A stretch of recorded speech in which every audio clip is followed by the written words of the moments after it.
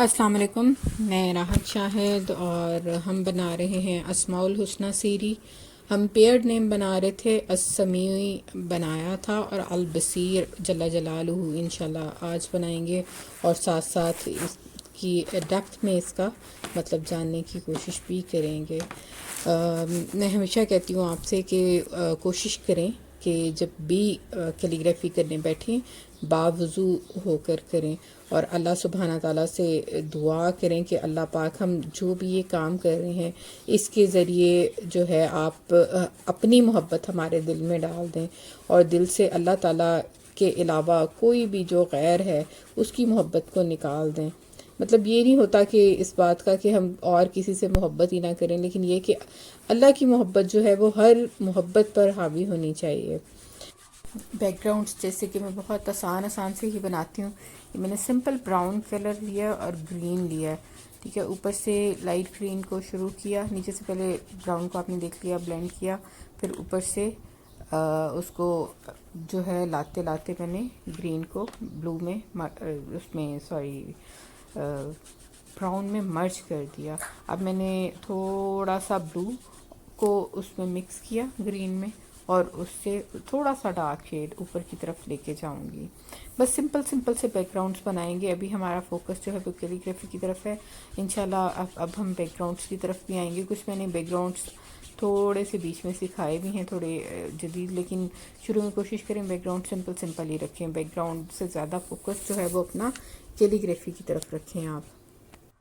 شروع میں جو ہم نے اسماء الحسنہ بنایا ہے اس میں کچھ سلوس خط میں تھے، کچھ دیوانی خط میں تھے۔ اب زیادہ تر ہم ماڈرن میں بنا رہے ہیں۔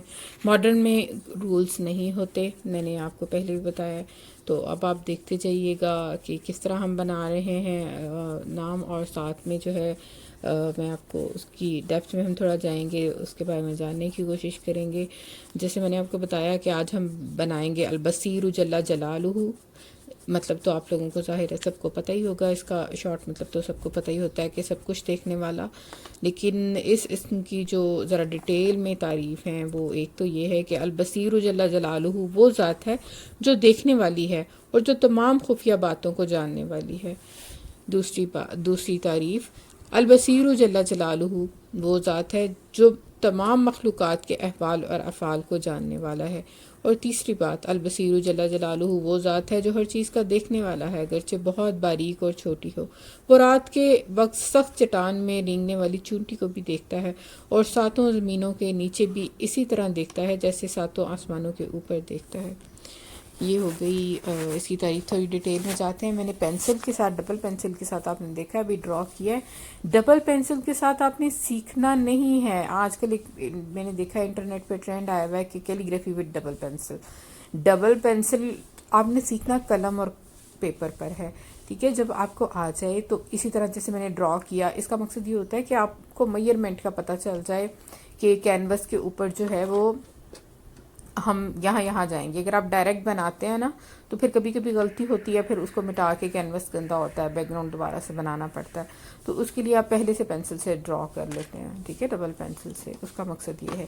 لیکن سیکھنے کے لیے آپ نے قلم اور اس پیپر کا یوز کرنا ہے۔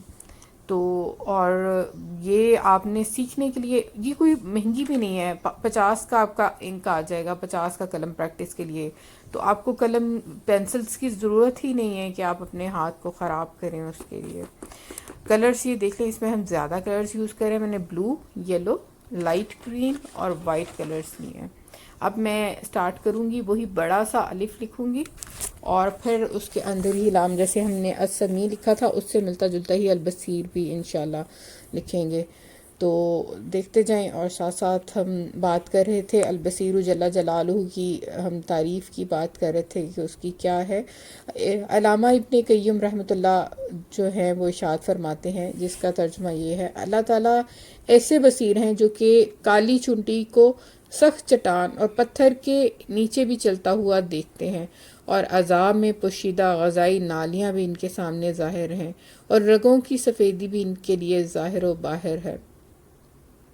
اللہ تعالیٰ آنکھوں کی ان خیانتوں کو بھی جانتے ہیں جو گوشہ چشم سے صادر ہوتی ہیں، اور آنکھوں کی الٹ پلٹ سے بھی باخبر ہیں۔ اللہ رب العزت بندوں پر اپنی نعمت کا اظہار فرماتے ہوئے ارشاد فرماتے ہیں الم نجعل لہ عینین ولسانا وشفتین۔ اس آیت میں چند ان نعمتوں کا ذکر ہے جو اللہ تعالیٰ نے انسان کے وجود میں ایسی عطا فرمائی ہیں کہ خود ان کی حکمت پر وہ خود ہی غور کرے تو حق تعالیٰ کی بے مثال حکمت و قدرت کا نظارہ انہی چیزوں میں کرے۔ ان میں سے پہلے دو آنکھوں کا ذکر فرمایا ہے کہ آنکھ کے نازک پردے، نازک شریانے، ان میں قدرتی روشنی، پھر آنکھ کی ایسی اللہ نے شکل بنائی ہے کہ یہ نازک ترین عضو ہے، اس کی حفاظت کا کیا سامان خود اس کی خلقت میں کیا گیا، اس کے اوپر ایسے پردے ڈال دیے جو خود کار مشین کی طرح جب کوئی چیز جو ہے آنکھوں کے سامنے آتی ہے، مطلب کوئی کیڑا یا کوئی چیز آپ دیکھیں کبھی خود بخود ہماری آنکھیں جو ہیں وہ بند ہونے لگ جاتی ہیں، اور ان پردوں کے اوپر پلکوں کے بال کھڑے کر دیے ہیں کہ گرد و غبار کو روک لیں، اور ان کے اوپر بھووں کے بال رکھے کہ اوپر سے آنے والی چیز براہ راست آنکھ میں نہ پہنچے۔ اس کو چہرے کے اندر اس طرح فٹ کیا گیا کہ اوپر سخت ہڈی ہے، نیچے رخسار کی ہڈی ہے، آدمی کہیں چہرے کے بل گر جائیں تو اس کے چہرے پر کوئی چیز آ پڑے تو اوپر نیچے کی ہڈیاں آنکھوں کو بچا لیں گی۔ آنکھوں کی دنیا اور آنکھوں کی قسمیں اس قدر ہیں کہ بیان میں نہیں سما سکتی۔ بعض مخلوق بے چشم ہے مگر وہ کانوں یا پنکھوں وغیرہ سے دیکھتی ہے۔ بچھو اپنی سماعت سے بصارت کا کام لیتا ہے، جیسے سام بصارت سے سماعت کا کام لیتا ہے۔ بہت سے حشرات الارض اپنے سر کے دو زاویوں سے بصارت کا کام لیتے ہیں جو مختلف طرح کے ہیں۔ ان میں دو نابینا ایسے دیکھے جو اپنے ہاتھوں سے دیکھتے تھے اور چھو کر رنگ کو پہچان لیتے تھے، اپنی جیبی گھڑیوں سے وقت دیکھ لیتے تھے جس پر آئینہ چڑھا ہوتا تھا۔ البصیر جل جلالہ نے ایسی بصارتیں پیدا کر دیں جو سمندر کی تہ کو بھی دیکھ سکتی ہیں اور زمین کی گہرائیوں میں بھی، تو اس سے کوئی چیز کیسے پوشیدہ رہ سکتی ہے؟ خود ذرا سا جانور یہ معلوم کر لیتا ہے کہ کس زمین کی تہ میں پانی ہے اور کس میں نہیں ہے۔ تبھی حضرت سلیمان علیہ السلام کو اس کی ضرورت پڑی تھی کیونکہ فوج پیاسی تھی اور پانی ملتا نہ تھا۔ مٹی کی منو تہیں اس کی بصارت سے مانع نہیں ہوتی۔ سب کی نگاہیں مل کر بھی البصیر جل جلالہ کی ذات کا احاطہ نہیں کر سکتی۔ یعنی اگر ساری مخلوقات، جن و انس، ملائکہ اور تمام حیوانات کی نگاہیں مل کر بھی اللہ جل شانہ کو اس طرح نہیں دیکھ سکتی کہ یہ نگاہیں اس کی ذات کا احاطہ کر لیں، اور اللہ تعالیٰ تمام مخلوقات کی نگاہوں کو پوری طرح دیکھتے ہیں اور ان کا دیکھنا ان سب پر محیط ہے۔ البصیر جل جلالہ وہ ذات ہے جو ہماری سمع و بصر کا مالک ہے۔ من یملک السمع والابصار، وہ ترجمہ وہ کون ہے جو کانوں اور آنکھوں پر پورا اختیار رکھتا ہے۔ قرآن حکیم نے اپنے حکیمانہ انداز میں مشرکین کی آنکھیں کھولنے کے لیے ان سے کچھ سوالات کیے ہیں۔ حضرت صلی اللہ علیہ وآلہ وسلم کو خطاب کر کے فرمایا، ان لوگوں سے کہیے کہ آسمان اور زمین میں سے تمہیں کون رزق دیتا ہے، یا کان اور آنکھوں کا مالک کون ہے کہ جب چاہے ان میں شنوائی اور بینائی پیدا کر دے اور جب چاہے سلب کر لے، اور کون ہے جو مردہ چیز کو زندہ کر دیتا ہے، جیسے مٹی سے گھاس اور درخت، یا نطفہ سے انسان اور جانور، یا انڈے سے پرندہ، اور زندہ میں سے مردہ کو پیدا کر دیتا ہے جیسے انسان اور جانور سے نطفہ بے جان پیدا کرتا ہے، اور کون ہے جو تمام کائنات کے کاموں کی تدبیر کرتا ہے۔ پھر فرمایا، جب آپ ان لوگوں سے یہ سوال کریں گے تو سب کے سب یہ کہیں گے کہ ان چیزوں کو پیدا کرنے والا ایک اللہ ہے، تو آپ ان سے فرما دیں کہ پھر تم کیوں اللہ سے نہیں ڈرتے، جب ان تمام چیزوں کا پیدا کرنے والا اور باقی رکھنے والا اور ان سب کے کام میں لگانے کا انتظام کرنے والا صرف ایک اللہ تعالیٰ ہی ہے، تو پھر عبادت و اطاعت کا حقدار اس کے سوا کسی اور کو کیوں بناتے ہو؟ رب العالمین وہ ذات ہے جس نے کان کی ہڈی کو سننا، آنکھ کی چربی کو دیکھنا، زبان کے گوشت کو بولنا سکھایا ہے۔ اللہ رب رب العالمین وہ ذات ہے کہ سمندروں کی گہرائیوں اور رات کی تاریکیاں اس کی دید کے لیے مانے نہیں، دلوں کی حالتیں سب اس کے سامنے ہیں۔ جب انسان کے دل میں یہ بات پیدا ہو کہ کوئی مجھے دیکھ رہا ہے تو یہ بات جو ہے اس کو گناہ سے بچا لیتی ہے۔ ظاہر ہے اگر ہر وقت انسان کے دل میں یہ رہے کہ اللہ ہمیں دیکھ رہا ہے تو اس کا گناہ کرنے سے اس کو خوف آئے گا اور اللہ کی عبادت میں بھی اس کو زیادہ مزہ آئے گا۔ کہتے ہیں کہ ایک چور نے اپنے بچے کو مدرسے میں بٹھا دیا۔ قاری صاحب روزانہ درس کے بعد بچوں کی ذہنی تربیت فرماتے تھے۔ ایک مرتبہ البصیر جل جلالہ پر بیان کر رہے تھے کہ وہ ذات خوب دیکھنے والی ہے، ہم کہیں بھی اس سے چھپ نہیں سکتے۔ اللہ رب العزت ہر جگہ ہر ایک کو ہر وقت دیکھتے ہیں۔ ایک دن یہ چور اپنے بیٹے کو لے کر سفر کر رہا تھا۔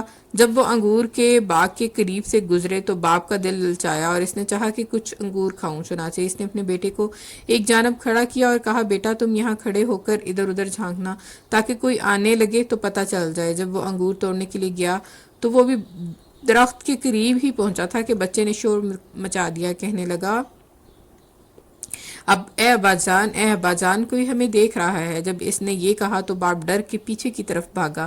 اس نے بچے کے پاس آ کر ادھر ادھر دیکھا، کوئی بھی نہیں تھا۔ وہ کہنے لگا، کون دیکھ رہا ہے؟ بیٹے نے کہا، ابا جان اگر کوئی بندہ نہیں دیکھ رہا تو بندوں کا پروردگار تو دیکھ رہا ہے۔ یہ سن کر باپ پر ایسا اثر ہوا کہ اس نے ہمیشہ کے لیے چوری سے توبہ کر لی۔ ایک اور قصہ ہے کہ ایک مرتبہ سیدنا عمر رضی اللہ تعالیٰ عنہ رات کو گلی میں چکر لگا رہے تھے۔ ایک گھر سے ایک بوڑھی ماں اپنی بیٹی سے باتیں کر رہی تھی۔ حضرت عمر رضی اللہ تعالیٰ عنہ نے غور کیا تو پتہ چلا کہ وہ بڑھیا اس لڑکی سے پوچھ رہی تھی، کیا بکری نے دودھ دے دیا؟ اس نے کہا، جی دے دیا۔ پھر پوچھا، کتنا دودھ دیا ہے؟ لڑکی نے کہا، تھوڑا سا دیا ہے۔ وہ کہنے لگی کہ مانگنے والے تو پورا مانگیں گے، اس لیے تم اس میں پانی ملا دو۔ اس نے کہا، امیر المومنین نے پانی ملانے سے منع کیا ہوا ہے، اس لیے میں نہیں ملاتی۔ وہ بڑھیا کہنے لگی، کون سا امیر المومنین ہمیں دیکھ رہے ہیں؟ لڑکی نے کہا، ماں اگر امیر المومنین نہیں دیکھ رہے تو امیر المومنین کا پروردگار تو دیکھ رہا ہے۔ حضرت عمر رضی اللہ تعالیٰ عنہ نے ان کا یہ سارا مکالمہ سنا اور گھر آئے۔ آپ رضی اللہ تعالیٰ عنہ نے صبح اس بڑھیا کو بھی بلوایا اور اس لڑکی کو بھی۔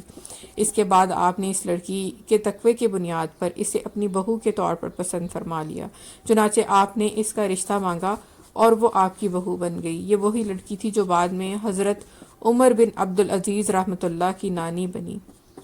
یہ ایمان ہوتا ہے جس کی تاثیر اللہ تعالیٰ اولادوں اور نسلوں میں چلا دیتے ہیں۔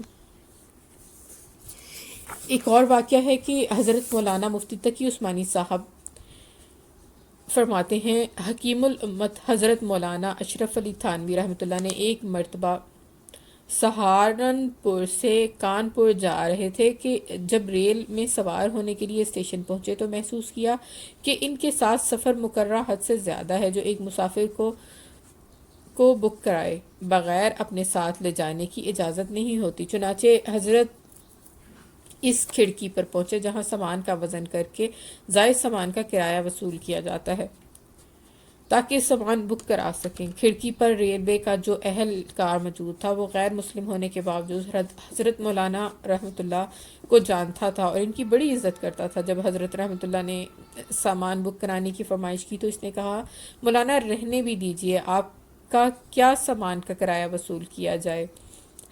آپ کو سامان بک کرانے کی ضرورت نہیں، میں ابھی گارڈ سے کہہ دیتا ہوں، وہ آپ کو سامان کی وجہ سے کچھ نہیں کہے گا۔ مولانا نے فرمایا، یہ گارڈ میرے ساتھ کہاں تک جائے گا؟ ریلوے افسر نے جواب دیا، غازی آباد تک۔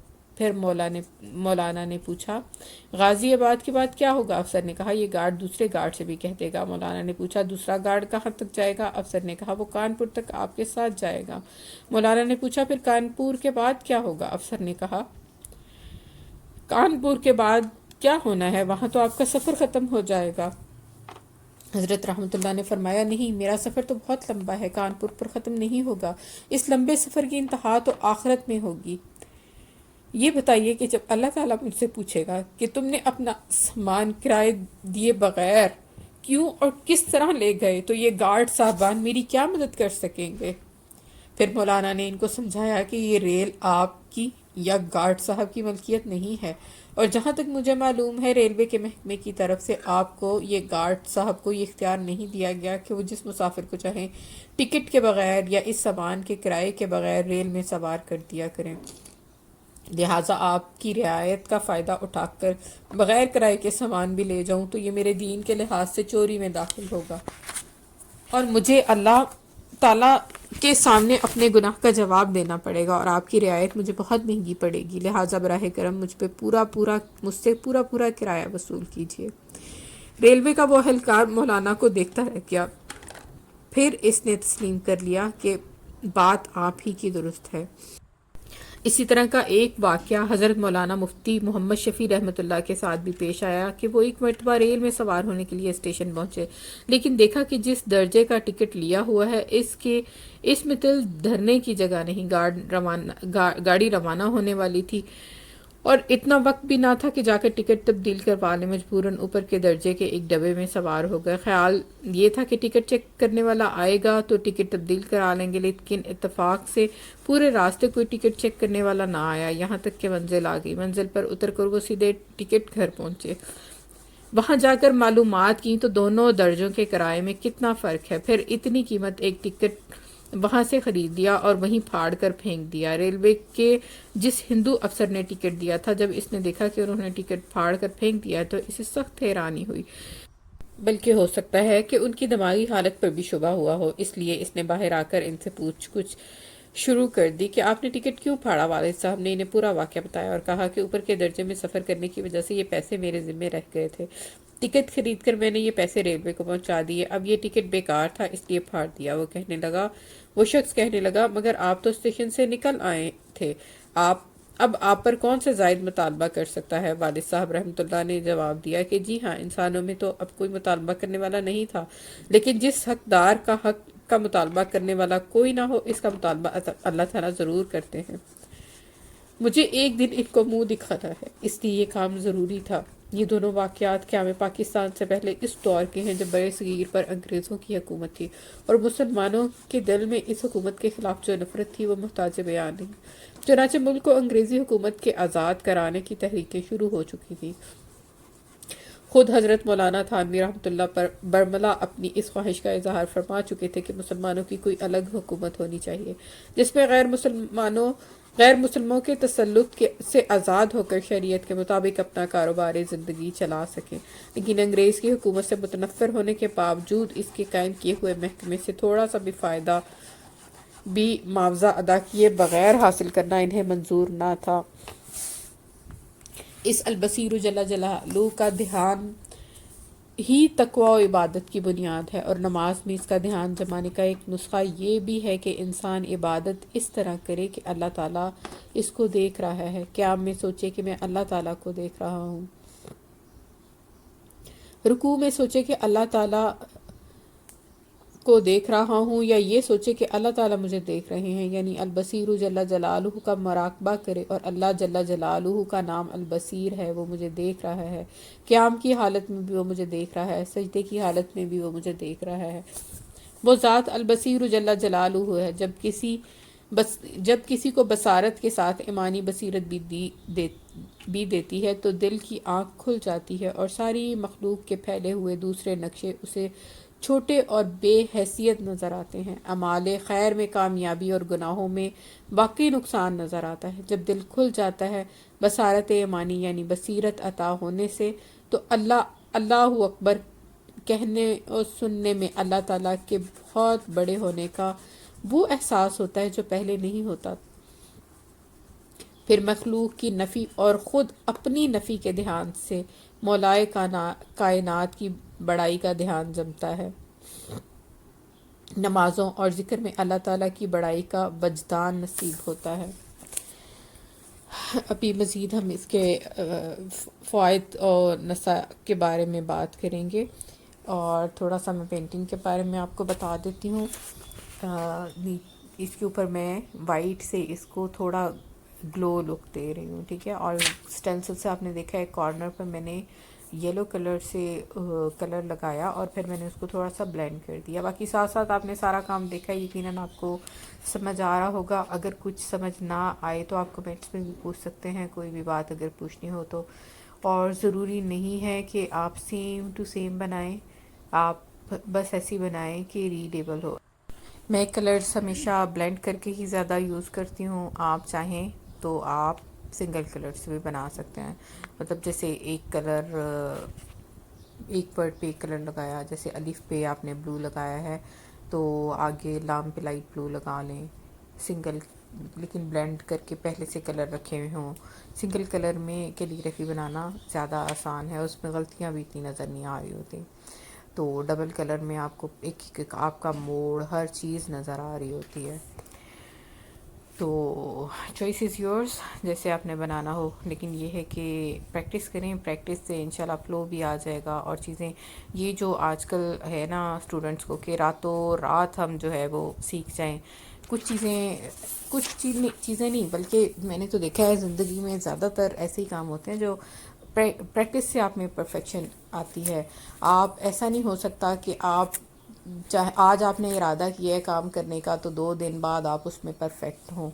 تو یہ سوچ بڑی غلط ہے. آپ نے جو ہے کسی کو بھی سیکھنا ہے, کسی بھی استاد سے سیکھنا ہے, پہلے بیسک سیکھیں. ان کی ویڈیوز آج کل یوٹیوب پہ بہت سارے لوگ سکھا رہے ہیں. یہ ضرور دیکھیں کہ بیسک ٹھیک والا ہو. مطلب فارمیشن, اب مصیبت یہ ہے نا کہ جو نیا انسان ہوتا ہے, جو نیا سیکھنے والا ہوتا ہے, اس بیچارے کو تو پتہ ہی نہیں ہوتا کہ صحیح کیا ہے فارمیشن. ذرا سی ٹھیک فارمیشن بھی اس کو تو ٹھیک ہی لگتی ہے, اس میں کتنی غلطیاں ہوں اس کو تو بالکل بھی سمجھ نہیں آ سکتی. لیکن پھر بھی آپ یہ دیکھ کے کریں, کیونکہ میں نے دیکھا ہے کہ جو نہیں صحیح سکھا رہے ان کے ویوز بھی زیادہ ہیں. ان کو ایڈٹ وغیرہ یا آئی ڈونٹ نو وہ کیا کرتے ہیں کہ بہت زیادہ لوگ ان کو فالو کر رہے ہیں, اور جو زیادہ صحیح سکھا رہے ہیں ان کو کم لوگ فالو کر رہے ہیں. ایک ہیں, مجھے ان کا نام ابھی استاد کا ذہن میں نہیں آ رہا, بہت زبردست ان کی بیسک پہ ویڈیوز ہیں ساری. میں بتاتی ہوں آپ کو ابھی سوچ کے نا, جی یاد آ گیا نام, نوید معروف ہے ان کا نام. ماشاءاللہ بہت اچھی ان کی ہے بیسک پہ ویڈیوز. تو ان کو دیکھیں اگر بیسک پہ دیکھنی ہے. میں نے جب ویڈیوز بنائی تھی تو مجھے دکھ ہوتا تھا دیکھ کے کہ لوگ اتنی غلط کیلیگرافی سکھا رہے ہیں بچوں کو, یا جو بھی سیکھنا چاہ رہا ہے اس کو. تو اور ان بیچاروں کو نہیں پتہ کہ وہ کیا لفظوں کی فارمیشن سیکھ رہے ہیں وہ ٹھیک نہیں ہے. کیونکہ زیادہ تر تو یہ ہوتا ہے کہ بعد میں ماڈرن میں آ جاتے ہیں تو پھر وہ اتنا چکر ہی نہیں رہتا. لیکن پھر بھی اگر آپ نے بیسک سیکھی ہوگی نا تو آپ کے ماڈرن میں بھی بڑا حسن ہوگا. تو کائنڈلی ایسے لوگوں سے سیکھیں جن کو خود آتا ہے. یہ نہیں کہ وہ بس تھوڑی سی بنائی, تھوڑا سا ہاتھ سیدھا ہوا تو وہ سکھانے لگ گئے. سکھانے والوں کو بھی چاہیے کہ ایسا نہیں کریں. یہ سکھانا بہت جو بڑا بوجھ ہے میرے خیال میں. تو اگر آپ غلط کسی کو سکھا رہے ہیں, غلط گائیڈ کر رہے ہیں, تو یہ بہت ہی غلط بات ہے. اللہ ہم سب کو ہدایت دے. اپنی طرف سے تو شاید وہ خیر کا ہی کام کر رہے ہوں گے کہ ہم سکھا رہے ہیں, لیکن آپ سیکھنے والے جو ہیں وہ ضرور یہ دیکھیں کہ صحیح سکھانے والوں سے سیکھیں. یہ اس میں مبارک بھی اب آخری ٹچز میں ہے, البصیر جل جلالہ. اس اسم سے تعلق پیدا کرنے والے کو لازم ہے کہ اللہ تعالیٰ کو البصیر جل جلالہ یقین کرتا ہوا ایسے کاموں کو نہ کرے جسے کسی دیکھنے والے کے سامنے نہیں کر سکتا. اللہ تعالیٰ کی نگرانی میں اپنے آپ کو دے دے اور پھر دیکھے کہ دل کے خیالات کس قدر محفوظ ہوں گے. اور یہ عقیدہ رکھنا چاہیے کہ البصیر جل جلالہ کی نظر کے سامنے سمندر کی گہرائیاں, رات کی تاریکیاں رکاوٹ نہیں. دلوں کی حالتیں اور طبیعتوں کے طور طریقے سب اس کے سامنے ہیں. بے شک وہ ہر چیز کو دیکھ رہا ہے. کالی رات میں چلتی چونٹی کو, گہرے سمندر کے چھوٹے چھوٹے کیڑوں کو اس لیے بد نظری اور ہر اس بری بات سے سننے سے اپنے آپ کو بچائے اور نظریں نیچی رکھے. اللہ تعالیٰ کا ارشاد ہے, الم یعلم بان اللہ یری. ترجمہ, کیا اس نے نہیں جانا کہ اللہ تعالیٰ اسے خوب دیکھ رہا ہے. اس آیت کا مراقبہ کرتے رہنا چاہیے کہ یقیناً مجھے اللہ تعالیٰ ہر وقت, ہر جگہ اور ہر حالت میں دیکھ رہے ہیں. اس مراقبہ سے انشاءاللہ بہت فائدہ ہوگا. پینٹنگ ہماری کمپلیٹ ہو گئی ہے. ڈیٹیلنگ کلرز کی آپ نے دیکھا ہے, آپ کتنی بھی دیتے رہیں, تھوڑے تھوڑے شیڈز جو ہیں وہ آگے پیچھے کر سکتے ہیں. جیسے بلو اور گرین کو آہستہ آہستہ مرج کریں. اسی طرح یلو کو کس طرح سے بصیر میں نے بعد میں اٹھایا ہے، یہ آپ نے ڈیٹیلز غور سے دیکھیں. اور آپ وہی بات ہے کہ سنگل کلر سے بنا کے بھی چھوڑ سکتے ہیں اور بعد میں بہت ساری بلینڈنگ بھی کر سکتے ہیں. اٹس اپ ٹو یو، یا آپ کی چوائس ہے کہ آپ کو کس طرح کی. بعض لوگ سنگل کلر کہہ کے بنواتے ہیں، انہیں بلینڈنگ والی چیزیں نہیں اچھی لگ رہی ہوتی، تو آپ جو ہے وہ سنگل میں پہلے بے شک پریکٹس کر لیں اور پھر اس کے بعد بلینڈنگ میں آ جائیں، جیسے آپ کی چوائس ہے. اور یہ پینٹنگ میں پہلے بھی جیسے بہت دفعہ بتا چکی ہوں، میں ببل بناتی ہوں جس کا مقصد یہ ہے کہ یہ میرا سائن نہیں سمجھیں کہ ہم عارضی ہیں، اللہ کا یہ نام ہمیشہ باقی رہنے والا ہے. اللہ ہم سب کو ہدایت دے اور ہمیں مومن مسلمان بنائے اور ایمان کی حالت سے دنیا سے لے کے جائے، اس وقت لے کے جائے جب وہ ہم سے راضی ہو. خوش رہیں، آباد رہیں. اللہ حافظ.